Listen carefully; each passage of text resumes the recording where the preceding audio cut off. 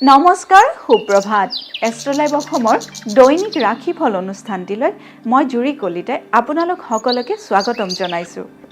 আজি ৩১ বহাগ ১৫ মে শুক্ৰবাৰ ২০২৬।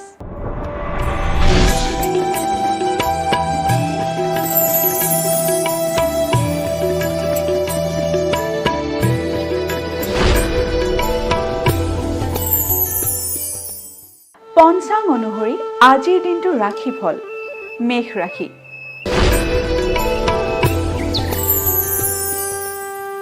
মেষ ৰাশিৰ আৰ্থিক উন্নতি। মেষ ৰাশি জাতক জাতিকাসকলৰ আজিৰ দিনটোত আৰ্থিক ক্ষেত্ৰত উন্নতি সাধন হ'ব পাৰে।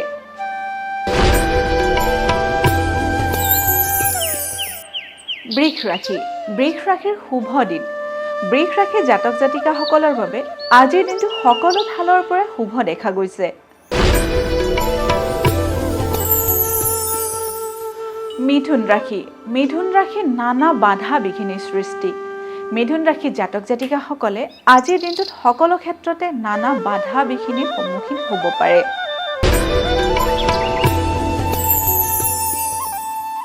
কৰ্কট ৰাশি। কৰ্কট ৰাশিৰ অশান্তিৰ সূত্ৰপাত। কৰ্কট ৰাশি জাতক জাতিকাসকলৰ আজিৰ দিনটোত কৰ্মক্ষেত্ৰতে হওক বা পাৰিবাৰিক ক্ষেত্ৰতে হওক অযথা অশান্তিৰ সূত্ৰপাত হ'ব পাৰে। গতিকে আজিৰ দিনটো আপোনালোকে সাৱধানেৰে চলিব।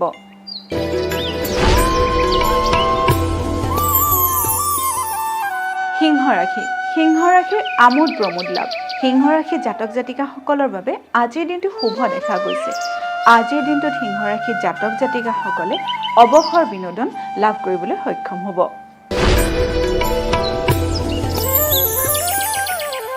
কন্যা ৰাশি।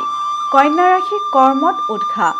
কন্যা ৰাশিৰ জাতক জাতিকাসকলে কৰ্মক্ষেত্ৰত আজিৰ দিনটোত উদ্যম লাভ কৰিবলৈ সক্ষম হ'ব পাৰে। এইবাৰ আহিছোঁ তুলা ৰাশিলৈ। তুলা ৰাশিৰ শত্ৰু বৃদ্ধি। তুলা ৰাশিৰ জাতক জাতিকাসকলে আজিৰ দিনটো সাৱধানেৰে পাৰ কৰিব, কাৰণ আজিৰ দিনটোত আপোনালোকৰ শত্ৰু বৃদ্ধি হোৱাৰ যোগে দেখা দিছে।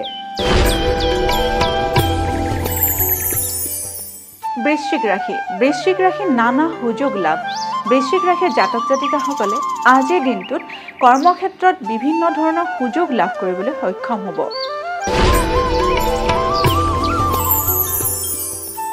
ধনু ৰাশি।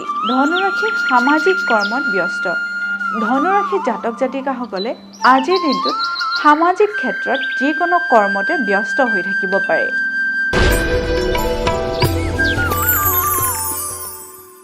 মকৰ ৰাশি। মকৰ ৰাশিৰ দুৰ্ঘটনাৰ ভয়। মকৰ ৰাশিৰ জাতক জাতিকাসকলে আজিৰ দিনটো যান বাহন চলাওঁতে বা বাহিৰলৈ ওলাই যাওঁতে সাৱধানেৰে যাব, কাৰণ আজিৰ দিনটোত আপোনালোকৰ দুৰ্ঘটনাৰ যোগে দেখা দিছে। কুম্ভ ৰাশি। কুম্ভ ৰাশিৰ চৌৰ্য ভয়। কুম্ভ ৰাশিৰ জাতক জাতিকাসকলে আজিৰ দিনটো চোৰৰ পৰা সাৱধানে থাকিব, কাৰণ আপোনালোকৰ ঘৰত আজিৰ দিনটোত চুৰি কাৰ্য হ'ব পাৰে।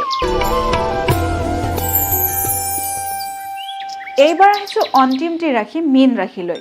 মীন ৰাশিৰ কৰ্মক্ষেত্ৰত উন্নতি। মীন ৰাশিৰ জাতক জাতিকাসকলৰ আজিৰ দিনটো শুভ যাব, কাৰণ আজিৰ দিনটোত আপোনালোকৰ কৰ্মক্ষেত্ৰত পদোন্নতিৰ যোগে দেখা দিছে। এয়াই আছিল আজিৰ দিনটোৰ ৰাশিফল।